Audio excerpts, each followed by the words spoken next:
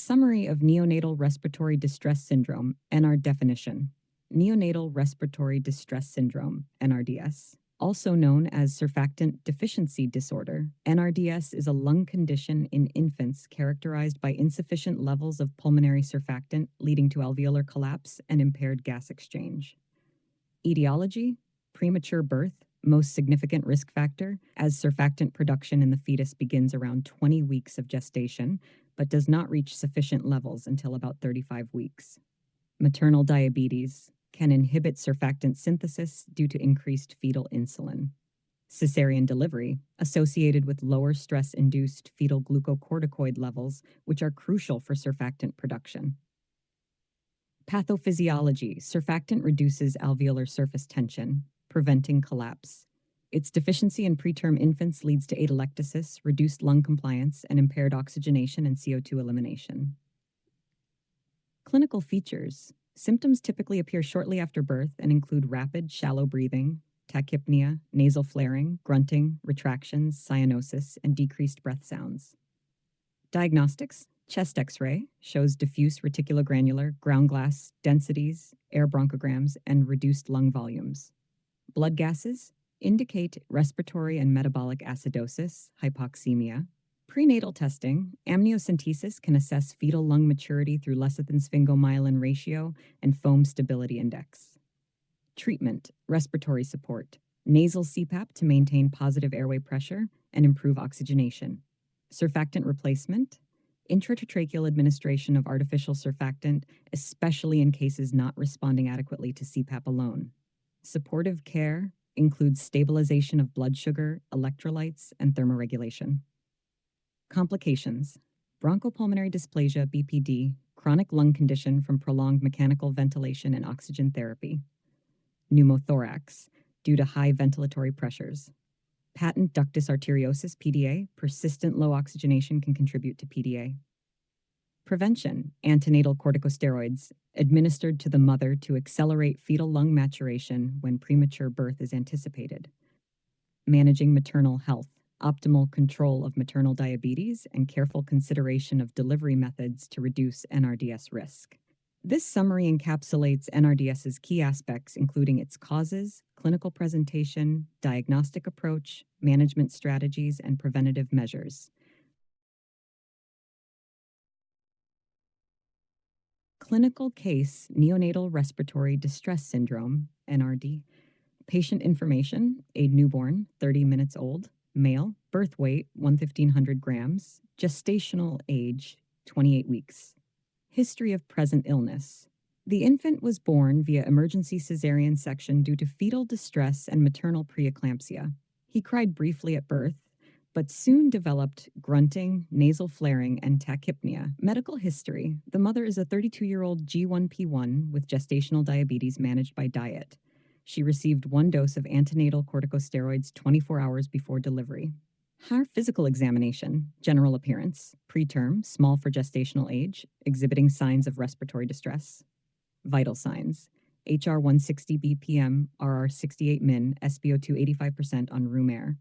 Respiratory: grunting, nasal flaring, and subcostal retractions.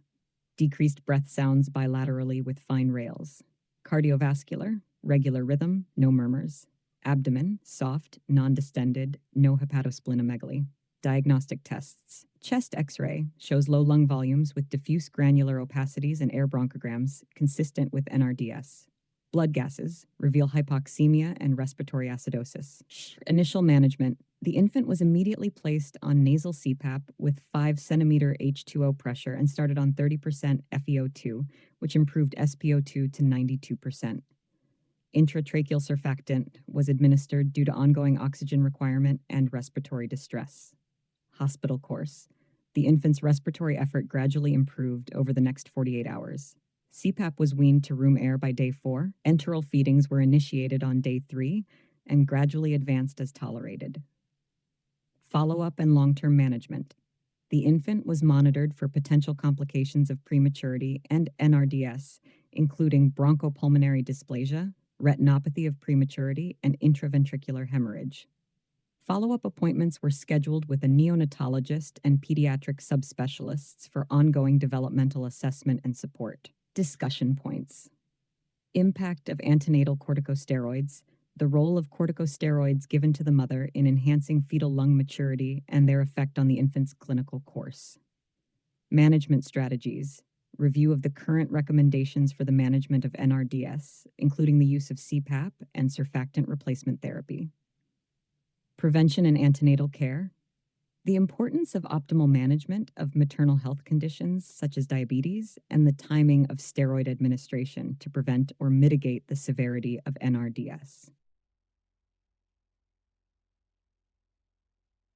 Pediatric pneumonia overview. Pediatric pneumonia is an inflammatory condition of the lungs predominantly affecting the alveoli. It's a significant cause of morbidity and mortality among children worldwide, with a diverse range of etiologies including viral and bacterial pathogens. Etiology, viral causes. Respiratory syncytial virus, RSV, is the most common cause, especially in children under 2 years. Other viruses include influenza, parainfluenza, and adenovirus. Bacterial causes. Streptococcus pneumonia is a common bacterial cause. Atypical bacteria like Mycoplasma pneumoniae and Chlamydophila pneumonia are more common in school-aged children and adolescents. Chlamydia trachomatis can be a cause in infants younger than 6 months. Clinical features. Typical pneumonia presents with symptoms such as cough, often productive in older children, fever, tachypnea, difficulty breathing, and chest pain. Physical examination may reveal crackles, wheezing, and signs of respiratory distress like grunting and nasal flaring. Atypical pneumonia often manifests with a more gradual onset. Symptoms include low-grade fever, cough, typically dry, malaise, and headache. Wheezing and extrapulmonary symptoms like rash and arthralgia may be present. Diagnosis, clinical assessment, history, and physical examination are pivotal. Imaging, chest X-ray is standard for confirming the diagnosis and assessing the extent. Laboratory tests may include a complete blood count, CBC, C-reactive protein, CRP, and blood cultures. A respiratory viral panel and specific bacterial cultures can identify the pathogen. Management, supportive care, includes adequate hydration, antipyretics, e.g. acetaminophen or ibuprofen for fever and pain, and oxygen therapy if hypoxic. Antibiotics, amoxicillin, first line for uncomplicated bacterial pneumonia due to typical bacteria. Macrolides, e.g. azithromycin or erythromycin, for atypical pneumonia, especially due to Mycoplasma or Chlamydophila. Amoxicillin clavulinate or cephalosporins, e.g. cefuroxime, in cases of suspected resistance or severe infection. Antivirals, oseltamivir for influenza and remdesivir for COVID-19 when indicated. Complications may include parapneumonic effusion, empyema, lung abscess, and sepsis. TASH prevention, vaccination, e.g. against influenza, pneumococcus, Haemophilus influenzae type B, is crucial in preventing pneumonia and its severe consequences. Key points. Timely identification and appropriate management of pediatric pneumonia are critical to prevent complications. The choice of antibiotics should be guided by the likely etiology, patient age, local resistance patterns, and severity of the disease. Supportive care plays a significant role in the management of all cases of pediatric pneumonia.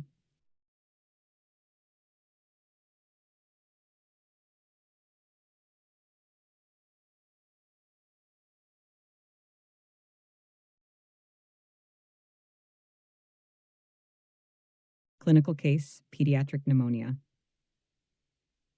Patient information, age, 5 years, gender, male, presenting complaint, high fever and persistent cough for 3 days. History of present illness. The patient, a previously healthy 5-year-old boy, started exhibiting symptoms of a dry cough and mild fever 3 days ago. The fever peaked at 39.5 Vs, 103.1 Vs last night, and the cough has become more frequent, accompanied by difficulty breathing and decreased appetite. Medical history. Up to date on vaccinations, including pneumococcal and Haemophilus influenzae type B vaccines. No significant past medical history. Social history. Attends kindergarten. No known sick contacts, although a flu-like illness has been going around at school. Physical examination. General appearance. Appears tired and unwell, breathing rapidly. Vital signs. Temperature 38.9 degrees Celsius, 100 curve, HR 120B, RR 40 min, SpO2 94% on room air. Respiratory examination, increased work of breathing with nasal flaring and intercostal retractions. Auscultation reveals decreased breath sounds in the right lower lobe with fine crackles.